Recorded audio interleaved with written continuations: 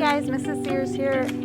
This month I'm going to show you how to make an edible cat in the hat for Read Across America Week. For this month you're going to need an Oreo, a popsicle stick, Lifesaver gummies, and vanilla frosting. You're going to start with an Oreo and then add icing. Take one of your Lifesaver gummies and put it on top of your frosting.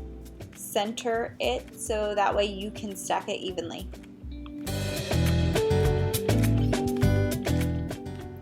Add more frosting on top of that Lifesaver gummy. Then put another one on top and repeat until you run out of gummies.